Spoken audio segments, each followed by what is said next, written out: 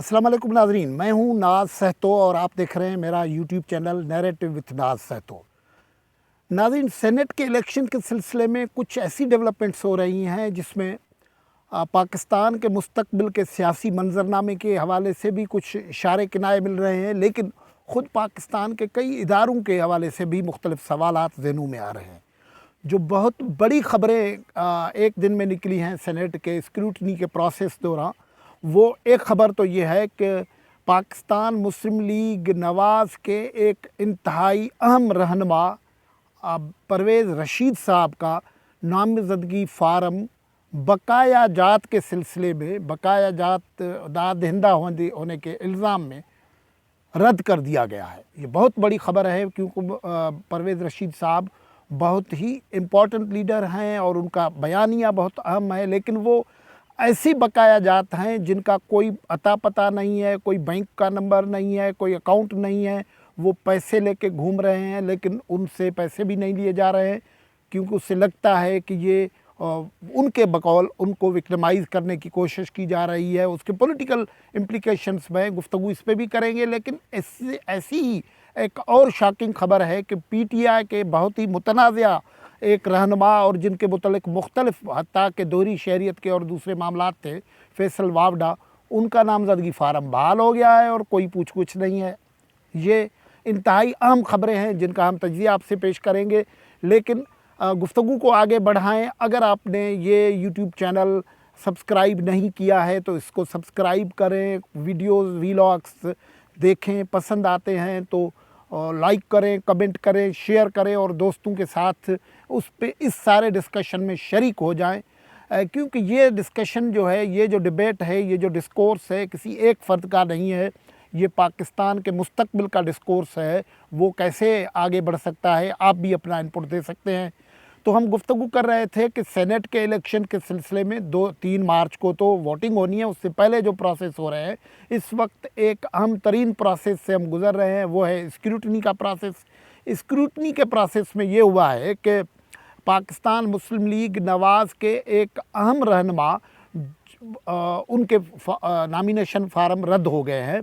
हम जिक्र कर रहे हैं परवेज़ रशीद साहब का। परवेज़ रशीद मुस्लिम लीग नून के कमिटेड कारकुन है। उनका बयानिया जो है वो वोट को इज़्ज़त दो का बयानिया है और परवेज़ रशीद का जो प्रोफाइल है वो बहुत ही इम्पोर्टेंट प्रोफाइल है। परवेज़ रशीद मुस्लिम लीग के उन चूरी खाने वाले रहनुमाओं में से नहीं है, वो ऐसे रहनुमाओं से है जो इंटेलेक्ट रखते हैं, जो दानिश रखते हैं, और वो उन्होंने अपने नज़रियात की वजह से भोगा भी है। कई मौक़ों पर उसको वजारत छोड़नी पड़ी।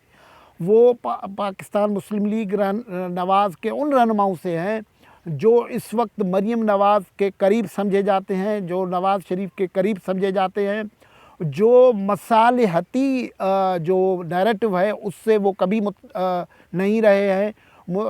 ख़ुद मुस्लिम लीग के अंदर भी कुछ एलिमेंट ऐसे होते थे जो परवेज़ रशीद के इस जो वाशगाफ जो उनका मौक़िफ़ था, जो क्लियर मौक़िफ़ था, जो बहुत ही हार्ड लाइन हिटिंग मौक़िफ़ था, उससे इख्तलाफ रखते थे। मियाँ शहबाज शरीफ की कैंप उनको ज़्यादा बेहतर नहीं समझती थी, लेकिन हुआ ये है कि स्क्रूटनी में उनके ऊपर ये कहा गया है कि पंजाब हाउस के बकाया जात उनके ऊपर है। पंजाब हाउस इस्लामाबाद में है और वो सरकार के कंट्रोल में चलता है। अब इस वक्त पंजाब में जो हुकूमत है वो पीटीआई की है। उसके कोई डिटेल्स परवेज़ रशीद से शेयर नहीं किए जा रहे हैं। परवेज़ रशीद मीडिया पे आके बोल रहे हैं, सरेआम बोल रहे हैं कि मैं पैसे लिए फिर रहा हूँ, या मुझे बैंक का अकाउंट बता दिया जाए, मैं पैसे जमा कराऊँ, या मुझसे पैसे ले लिए जाएं। लेकिन ये तावील जो है उनकी कबूल नहीं की जा रही। ये जो गुजारिश है उनकी कबूल नहीं की जा रही। उससे परवेज़ रशीद कहते हैं कि इससे हमें बू आती है कि इलेक्शन कमीशन एक मुकम्मल तौर पर फ़रीक बना हुआ है और वो हमें हर सूरत में इलेक्शन से आउट करना चाहती है, इलेक्शन से बाहर करना चाह रही है। और उसका सबब यह है कि परवेज़ रशीद उन रहनुमाओं में से है, आपके इल्म में है कि जो रहनुमा एक नहीं, 2 नहीं, 3 नहीं, 4 पाकिस्तान में जितने डिक्टेटर्स आए हैं उन सब डिक्टेटर्स की जो कहते हैं ना मसाइब का शिकार रहे हैं, उनके कैदी रहे हैं। जनरल मुशर्रफ के दौर में उनके साथ बहुत बुरा बर्ताव हुआ। वो जमहूरियत के ख़िलाफ़ उठने वाली आवाज़ों में शामिल थे اور وہ آمریت کے خلاف بڑی للکار تھے. اس سے پہلے وہ جنرل ضیاء اور ایوب خان کی مارشلاؤں میں بھی بھگتتے رہے ہیں. وہ ایک بیوروکریٹ جب رہے تھے تب بھی وہ ایک پرنسپلز کی بات کرتے تھے, لوگوں کی بات کرتے تھے. اس وجہ سے انہیں اس وقت بھی بہت مشکلات کا سامنا پڑا تھا. پرویز رشید انفارمیشن کے منسٹر تھے. اس کے دور میں رائٹ آف ایکسپریشن کو یقینی بنانے کی ہر ممکن کوشش کی گئی تھی. یہ ایک پروفائل ہے. اور مسلم لیگ کے لیے ایک افسوسناک خبر پہلے ہی آپ سے ہم شیئر کر چکے ہیں کہ مشاہد اللہ خان, سینیٹر مشاہد اللہ خان, ان کا انتقال ہو گیا. وہ بھی ایک ایسے ہی رہنماؤں میں سے تھے جو ووٹ کو عزت دو بیانیے کے ساتھ تھے. وہ جمہوریت کے سلسلے میں بالکل کلیئر خیالات رکھتے تھے. آمریت اور ڈکٹیٹرشپ کو کسی صورت قبول نہیں کرنے والوں میں سے تھے. وہ ان کا انتقال جو ہے مسلم لیگ کے لیے بہت بڑا دھچکا ہے.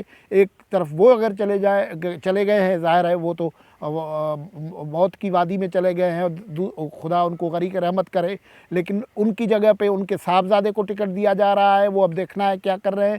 لیکن ایک واضح آواز جو آمریت کے خلاف تھی وہ خاموش ہو گئی, اور دوسری آواز کو آرٹیفیشلی خاموش کرنے کی کوشش کی جا رہی ہے, جو وہ کہہ رہے ہیں کہ الیکشن کمیشن آف پاکستان اسے الیکشن سے باہر نکال رہے ہیں. لیکن الیکشن کمیشن میں جو معاملات چل رہے ہیں وہ ایسے چل رہے ہیں کہ لوگوں کو حیرت ہوتی ہے. پرویز رشید جب یہ برملا کہہ رہے ہیں کہ میں پیسے دینے کے لیے تیار ہوں, اکاؤنٹ بتا دیا جائے اور تفصیل بتا دیے جائے, پیسے میرے ہاتھ میں, تو وہ ان کی معاملہ فارم کلیئر نہیں ہو رہا ہے. لیکن دوسری طرف یہ ہے کہ فیصل وابڈا, جس کی دوہری شہریت کا مسئلہ ہے, جو خود مشکوک ہو صورتحال صورتحال کی وجہ سے نیشنل اسمبلی سے بھاگ کے سینٹ میں آنا چاہ رہے ہیں, اور خود ان کے رہنما اسد عمر جیسے لوگ کہہ رہے ہیں کہ ان کے خلاف فیصلہ آ سکتا ہے, اس لیے وہ سینٹ کے الیکشن لڑ رہے ہیں. لیکن ان کا فارم جب وہ اسکروٹنی میں آئے تو یہ جو گواہ ہیں, عینی گواہ ہیں, اور جو مسلم لیگ کے رہنما ہیں, وہ یہ کہہ رہے ہیں کہ ان سے کچھ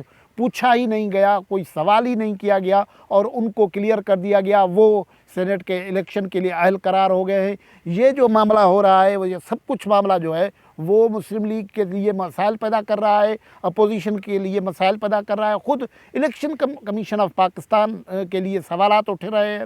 الیکشن کمیشن بہرحال ایک اور فورم پہ بہت بڑا اسٹانس لے رہی ہے, وہ ہے سپریم کورٹ کا فورم, جہاں صدارتی ریفرنس آیا ہوا ہے. وہاں جو گفتگو ہو رہی ہے, جو سوالات ہو رہے ہیں, ظاہر ہے سوالات جو ہیں یا ریمارکس جو ہے وہ ایکسپلور کرنے کے لیے ہوتے ہیں, اور لیکن وہاں اس مرتبہ جو گفتگو ہو رہی ہے اس پہ بہت سارے چیمہ گوئیاں اور ڈسکشنز ہو رہے ہیں کہ وہ جو فیصلہ ہونے جا رہا ہے سپریم کورٹ میں, وہ اس کا اندازہ یہ ہے کہ وہ جمعے کے دن وہ فیصلہ آ جائے گا. لیکن یہ انتہائی اہم موڑ ہوگا.